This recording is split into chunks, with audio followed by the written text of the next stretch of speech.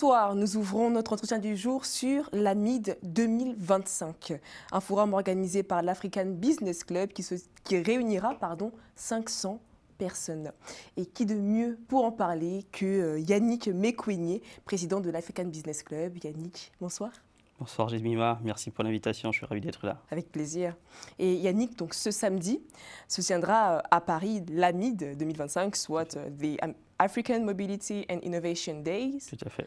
En français, Journée africaine de la mobilité et de l'innovation. Est-ce que vous pouvez nous en dire plus? Avec plaisir. Déjà, je précise qu'on parle ici de mobilité professionnelle. Oui. Donc, c'est une journée qui, comme son nom l'indique, est dédiée à la mobilité professionnelle des talents africains de la diaspora. Donc, ces talents-là qui souhaiteraient aller exercer, apporter leur savoir-faire, leurs compétences sur le continent africain, mais qui également lie un autre pan de l'action de l'African Business Club, qui est le volet entrepreneurial, avec un concours de pitch d'entrepreneurs qui sera également organisé dans la foulée.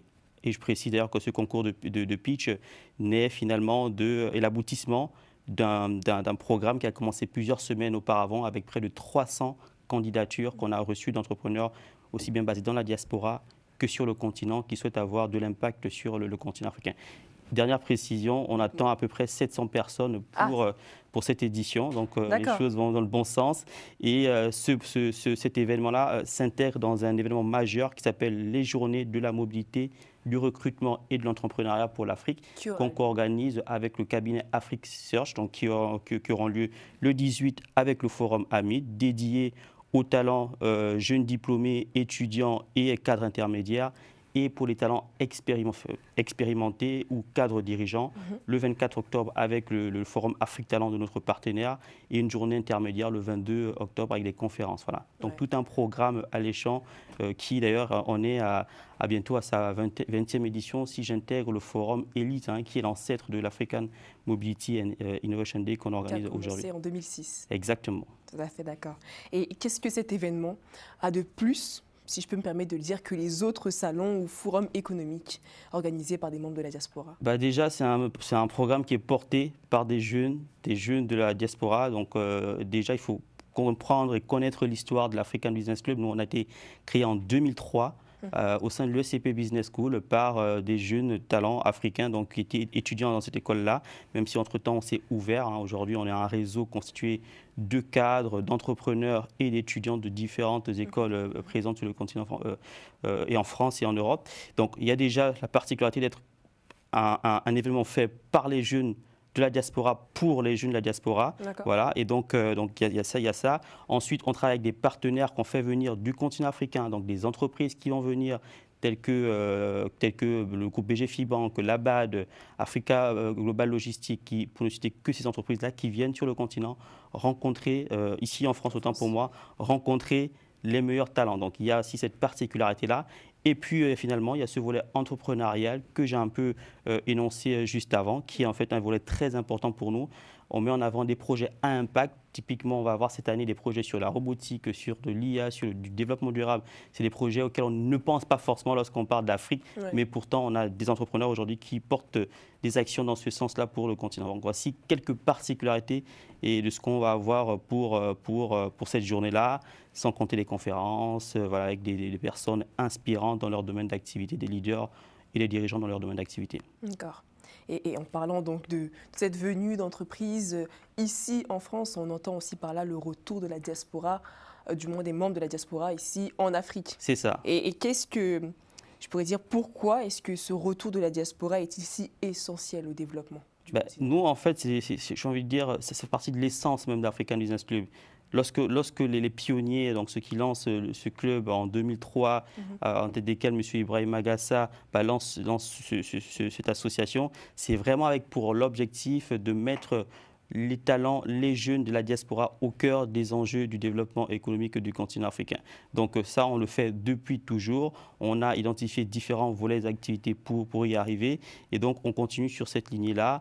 On a différentes initiatives qu'on a lancées qui vont dans ce sens-là. On a parlé, j'évoquais encore récemment le programme African Talent Repad qu'on a lancé récemment qui nous permet de pouvoir identifier les talents africains de la diaspora, leurs aspirations Et effectivement, les pays cibles notamment, pourquoi un jeune, par exemple, d'origine malienne qui est ici en France, qui a un master en finance, 5 ans d'expérience dans une grande banque française, souhaiterait repartir en Afrique, quel pays cible? On a essayé de répondre à ces questions-là via cette enquête-là. Et donc maintenant, l'idée, c'est avec le forum de permettre à ces jeunes-là, à ces talents-là, de partir trouver des opportunités sur le continent et d'aller contribuer sur place au développement du continent africain. Ouais. Et en parlant de ces jeunes qui vont y aller, est-ce qu'il y a un accompagnement concret de cette jeunesse-là qui va à l'inconnu tout de même? Il y a le forum en lui-même, c'est déjà un accompagnement. Le forum, il est sur place. Sur place. Par la suite. Par la suite, ça, on compte sur le professionnalisme des entreprises. On travaille avec des grands groupes essentiellement, j'ai cité quelques-uns là. En général, dans ces grands groupes-là, il y a tout un tas de process qui sont mis en place finalement pour accompagner les jeunes. Voilà. Souvent, il est vrai qu'on, par le passé, ils ont souvent mis l'accent sur les expatriés qui ne sont pas forcément des afro-descendants. Mais aujourd'hui, d'ailleurs, la stratégie de ces groupes-là a changé. Hein. C'est-à-dire des groupes qui, par le passé, faisaient venir des expatriés occidentaux pour diriger, pour occuper des fonctions à responsabilité au sein de leur filiale africaine, font maintenant venir plutôt des personnes avec des origines africaines pour occuper ces fonctions-là.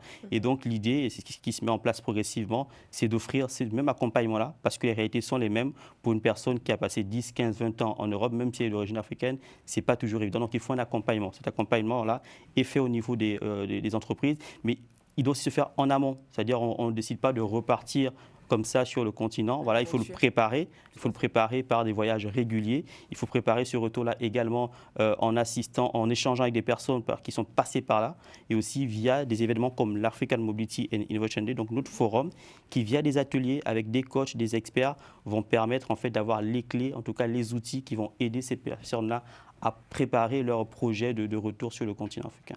D'accord. Donc en parlant de préparation à ce projet de retour sur le continent, votre slogan, du moins le slogan de cette soirée, c'est « Passer de la réflexion à l'action ». Tout à fait. Tout à fait. Alors pourquoi? Est-ce que vous entendez par là que la diaspora ne passe pas assez à l'action? Je pense que c'est effectivement le cas. Enfin, quand on parle de passer de la réflexion à l'action, on va beaucoup parler de cette action, c'est le fait de passer de cette réflexion de j'ai envie de partir sur le continent, soit pour créer une entreprise, soit pour apporter mon expertise en étant salarié, donc passer de cette envie-là à l'action. D'ailleurs, l'étude qu'on a menée, je l'évoquais, donc l'African Talent Report, cette étude Insight, nous a montré que l'appétence au retour elle est énorme. On a vu une note de 8 sur 10. Ça montre que toutes les personnes, je précise qu'il y a eu des représentants de 32 nationalités différentes qui ont participé à cette enquête-là, et la note était de 8 sur 10. Donc il y a un fort intérêt au retour. Pourtant, lorsqu'on a demandé à ces personnes-là, est-ce que vous avez déjà entamé donc, les démarches en vue d'un retour, il n'y avait qu'une personne sur 3 qui avait vraiment entamé les démarches. Pour 2 personnes sur les 2 tiers, du coup, ce n'était pas le cas. Donc, il y a vraiment un besoin de passage à l'action. Et l'idée aussi pour nous, c'est de comprendre pourquoi ces personnes, on a eu des premières réponses via cette enquête-là, mais l'idée, c'est vraiment d'aider les personnes à lever tous ces freins pour qu'ils puissent passer à l'action. Et ça va être aussi l'un des enjeux, des objets des différents ateliers auxquels ils pourront assister durant le forum de ce samedi 18 octobre. N'est-ce pas aussi parfois les situations financières, économiques qui peuvent bloquer justement ce passage à l'action? Il y a beaucoup de facteurs. Ça peut être sécuritaire. Tout à fait. Il y a beaucoup de facteurs sécuritaires. Si je prends le cas du pays, cible financier, c'est-à-dire j'ai un certain niveau de vie, un certain confort de vie ici en France, en Allemagne, en Suisse, et voilà, je vais repartir chez moi, ce ne sera peut-être pas la même chose. Donc il y a ça forcément, ça joue, c'est important. Il y a ces aspects plutôt d'instabilité qui peut aussi jouer, même si selon notre étude, ce n'est pas forcément le principal critère.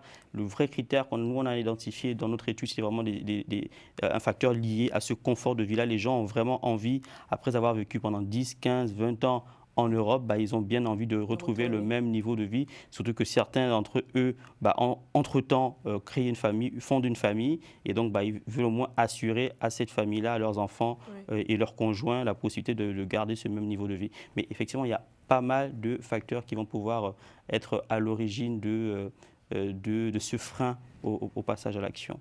D'accord. Eh bien, c'était assez complet.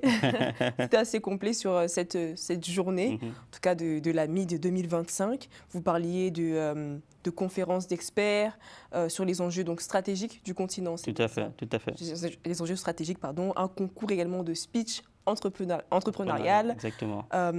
Donc, ces rencontres entre les entreprises africaines qui viendront en France, ces participants, ce sera du job dating. Tout à fait, du job dating, exactement, exactement. Donc vraiment, on parle de recrutement. Là, on vient avec son CV pour rencontrer les recruteurs de ces entreprises-là. Il y a de belles offres. Sur notre page LinkedIn, on les a publiées sur notre site internet africanbusinessclub.org.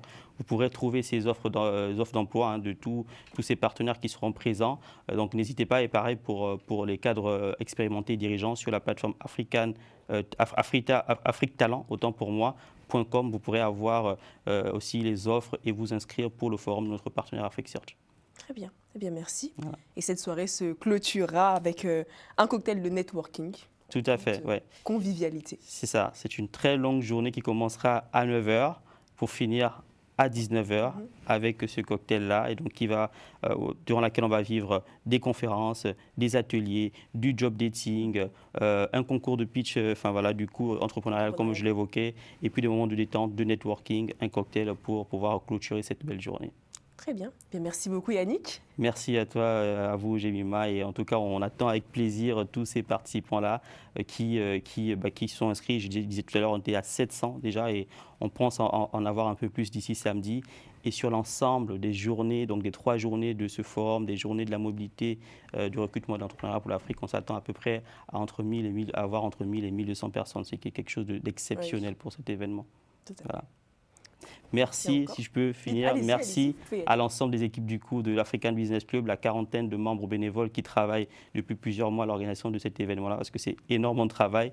Merci à tous nos partenaires, donc ceux qui nous accompagnent sur le volet entrepreneurial, aussi bien que le volet recrutement, et puis voilà, toute la partie logistique. Merci également à l'ESCP, qui est la maison mère qui nous accueille depuis plusieurs années, qui permet de rendre possible ce passage à l'action qu'on souhaite matérialiser via ce forum. Super, bien écoutez. Ils vous remercieront. Ils vous remercieront également. Merci. Vous êtes sur Global Africa Télé Sud et merci de nous avoir suivis. Nous vous souhaitons une bonne suite de programmes sur nos antennes.